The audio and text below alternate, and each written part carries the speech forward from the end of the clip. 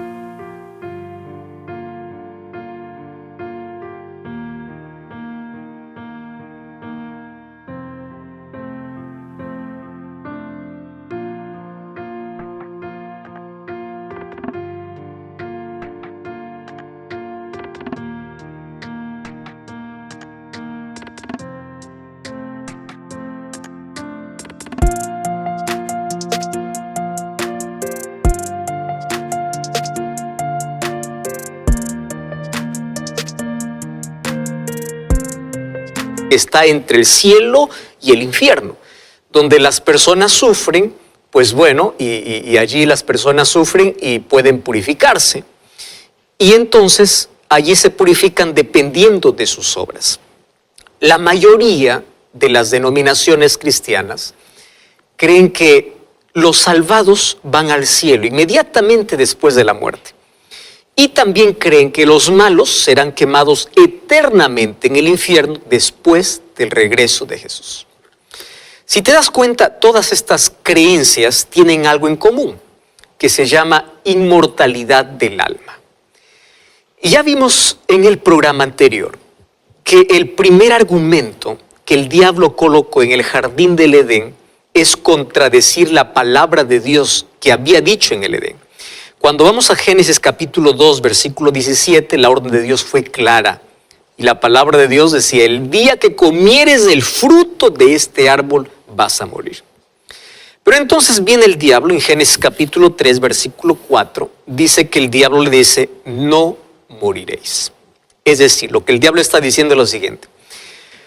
Cuando mueres, aunque vayas a la sepultura, seguirás vivo. O algo de ti continuará vivo.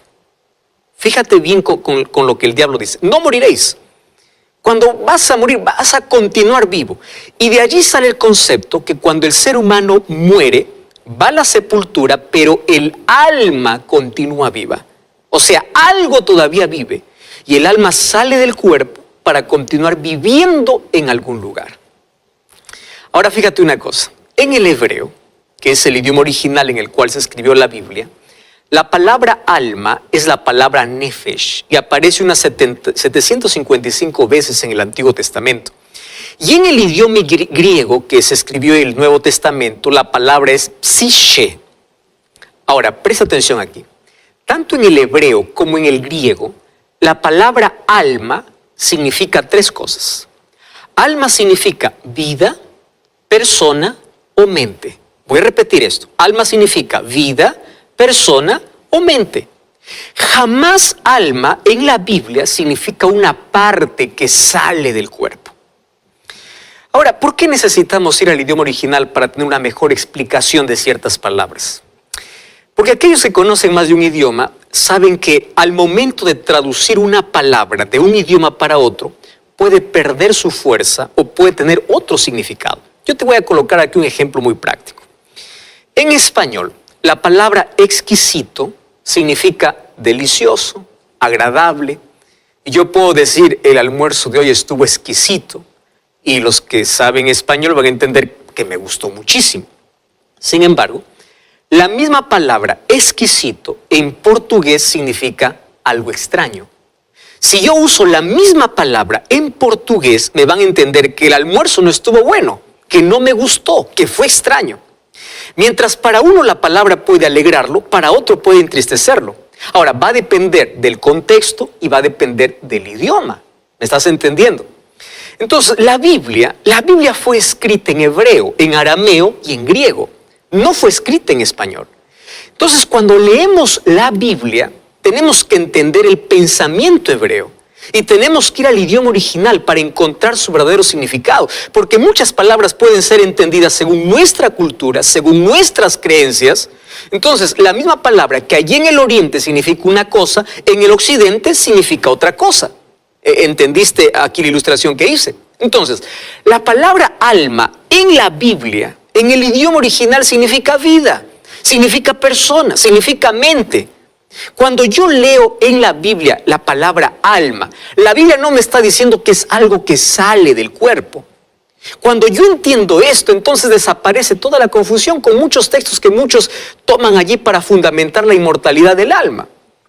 Por ejemplo, el texto que muchos toman es Mateo 10:28. Cuando Jesús dice, no temáis a los que matan el cuerpo, mas el alma no pueden matar. Temed más bien a aquel que puede destruir el alma y el cuerpo en el infierno. Aquí aparece alma, dice, ¿no? Pero ¿qué significa aquí alma? Vida. Lo que Jesús está diciendo es así. No temas a los que matan el cuerpo, pero no pueden quitarte la vida. ¿De qué vida está hablando Jesús? De la vida eterna. Teme a Dios, quien puede destruir tu cuerpo y toda esperanza de vida eterna. Eso es lo que está diciendo, basándose en los idiomas originales. Otros toman el libro de Apocalipsis capítulo 6, versículo 9 y 10, cuando dice, y vi las almas de los muertos debajo del altar. Entonces allí dice, ahí está, tenemos un alma. Mira, en Apocalipsis encontramos muchos elementos simbólicos, porque Apocalipsis es un libro profético. Por ejemplo, en Apocalipsis aparece la muerte cabalgando en un caballo con el Hades que le sigue. Y nosotros no podemos tomar esto de manera literal. Es decir, esto es un asunto simbólico. Entonces, ¿qué significa almas debajo del altar? ¿Sabes que en el Antiguo Testamento el altar era el lugar donde se ofrecían sacrificios? Y la sangre se derramaba al pie del altar. Entonces aquí almas representa la vida de los mártires. Esa sangre, o sea, esas vidas claman de manera simbólica. ¿Y por qué de manera simbólica? ¿Recuerdas cuando en Génesis capítulo 4, versículo 9 y 10, Dios le dice a Caín, la sangre de tu hermano Abel clama? ¿Significaba que la sangre estaba clamando? No, era un símbolo. Entonces Apocalipsis es un lenguaje simbólico, no literal. Cuando tú encuentras términos como le salió el alma, lo que le está diciendo es salió la vida, acabó de morir. O cuando hay textos que mencionan se acabó, salió el alma o vino el alma, lo que está diciendo es vino la vida. Porque alma significa persona, significa vida, significa mente. Por eso el apóstol Pablo menciona en 1 Tesalonicenses capítulo 5, versículo 23, dice que el mismo Dios os santifique, espíritu, alma y cuerpo. Es decir, que tú puedes ser santificado completamente en todos los aspectos de la vida, físicamente, espiritualmente y mentalmente, porque aquí alma, ¿qué cosa es? Mente. Entonces aquí habla de una santificación completa, incluyendo tu mente, tus sentimientos, tus emociones. Ahora, esta idea de que existe un alma fuera del cuerpo no es bíblica. Tú sabes que en las culturas paganas más antiguas ya se proclamaban. Los antiguos egipcios creían que el alma de la persona continuaba viviendo después de la muerte, los egipcios. Entonces, ellos creían que la persona cuando moría, su alma continuaba viva teniendo los mismos gustos y necesidades cuando estaba vivo. Por eso es que cuando morían, colocaban allí alimentos y dinero para su vida en el más allá. Hay muchos incluso hoy que llevan alimentos al cementerio, ¿no? Basados en esa creencia. Ahora, los griegos recibieron este pensamiento y le dieron un toque filosófico. Y así lo pasaron a todas las generaciones. Por ejemplo, Platón, filósofo griego, en su obra La República, él cuenta la leyenda, leyenda de Er. Él dice que Er murió en la batalla y cuando los cuerpos de los soldados fueron recogidos 10 días más tarde, el cuerpo de Er no estaba descompuesto. 2 días después, supuestamente, según la leyenda, Er resucitó y contó lo que había visto en el otro mundo. Supuestamente había un grupo que hablaba de las delicias del cielo, mientras que otro grupo hablaba de los horrores del infierno. Ahora, por increíble que parezca, ¿tú sabías que los griegos creían en esos mitos?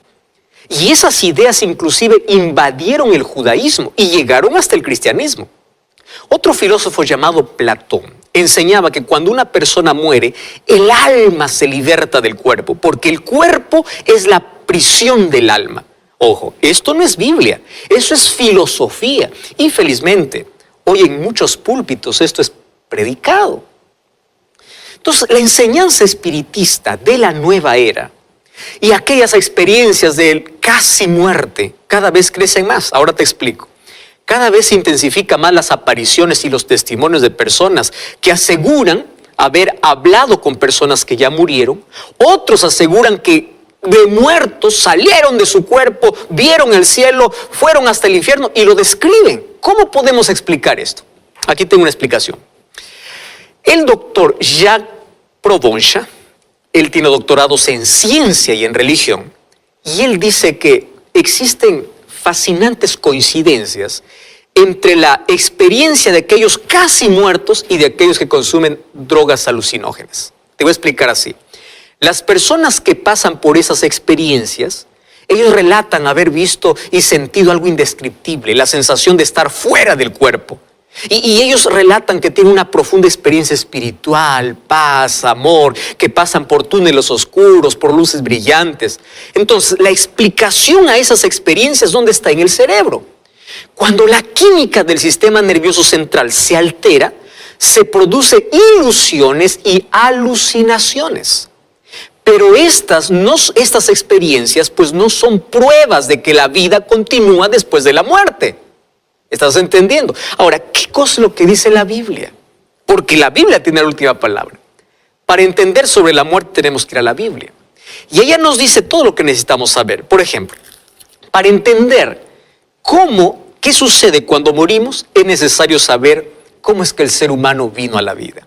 Cuando vamos al libro de Génesis, capítulo 2, versículo 7 dice: entonces Jehová Dios formó al hombre del polvo de la tierra, sopló en su nariz aliento de vida y fue el hombre un alma viviente. Otras versiones dice un ser viviente, pero ahí la traducción es un alma viviente. Entonces, ¿quién es un alma? Un alma eres tú, yo soy un alma. Alma viviente es una persona. Alma no es un espíritu desencarnado, no es algo que sale. El polvo, cuando se une al aliento de vida, al soplo de vida, surge el alma, surge el ser humano. Entonces, ¿qué sucede cuando el ser humano muere? Vamos a Eclesiastés, capítulo 12, versículo 7. Esto dice la Biblia, Eclesiastés 12, 7. Dice: y el polvo vuelve a la tierra y el espíritu vuelve a Dios que lo dio. Eso quiere decir, al momento de morir, se invierten las cosas. El soplo de vida vuelve a Dios y pues el hombre se vuelve polvo y el polvo vuelve a la tierra.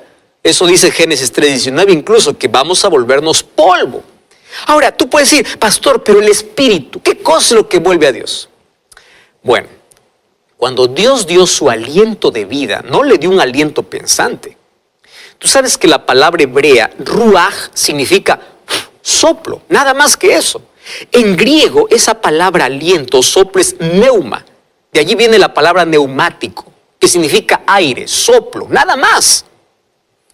Entonces, el ser pensante solo apareció cuando el polvo de la tierra y el soplo de vida se unieron. Cuando se unen los dos, es un alma viviente. Es como la luz. Fíjate una cosa. La energía que pasa por los cables no es luz. La lámpara o la bombilla tampoco es luz. Pero cuando la electricidad se une a la bombilla, entonces aparece la luz. ¿Qué cosa sucede cuando se apaga la luz? La bombilla está allí. La energía también está allí. Pero cuando los separamos, la luz desaparece. Así más o menos funciona cuando morimos. Entonces, no es que existe un espíritu vivo y pensante que va a disfrutar o que va a sufrir. No existe. Mira lo que dice el libro de Eclesiastés. Eclesiastés capítulo 9, versículo 5, versículo 6 y versículo 10. Dice así: porque los vivos saben que han de morir, pero los muertos nada saben. No tienen más paga, porque su memoria incluso es puesta en olvido. También su amor y su odio y su envidia acabaron. nunca más tendrán parte en todo lo que se hace debajo del sol. Por eso el versículo 10 dice así: todo lo que te viniera a la mano para hacer, hazlo según tus fuerzas, porque al sepulcro donde vas no hay obra, ni trabajo, ni ciencia, ni sabiduría. No dice te vas al cielo, no dice te vas al infierno, dice te vas al sepulcro. La Biblia es clara y es categórica al afirmar que cuando el ser humano muere se acabó. La persona que muere queda en un estado total de inconsciencia y no tiene ninguna actividad debajo del sol. Mira lo que dice el libro de Job, capítulo 7, versículos 9 y 10.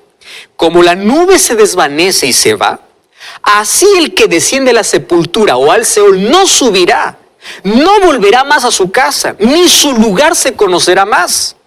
O sea, no piensan más, no sienten nada. Cuando vamos al libro de Salmos, capítulo 146, versículo 4, dice: pues sale su aliento y vuelve a la tierra, y en ese mismo día perecen sus pensamientos. Entonces, ¿cómo podemos explicar aquellas historias de personas que dicen que pueden comunicarse con sus seres queridos que ya murieron, que pueden escuchar su voz y pueden verlo de diferentes maneras?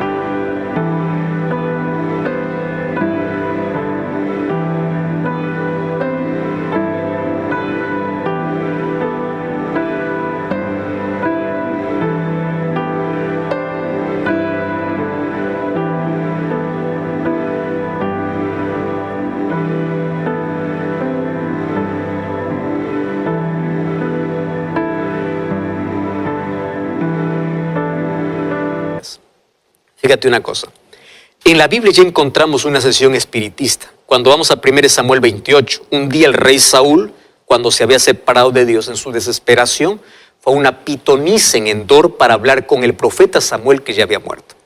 La Biblia dice que Saúl habló con un supuesto Samuel, que apareció y le dijo que su fin había llegado. Mas, ¿fue Samuel quien apareció allí? No.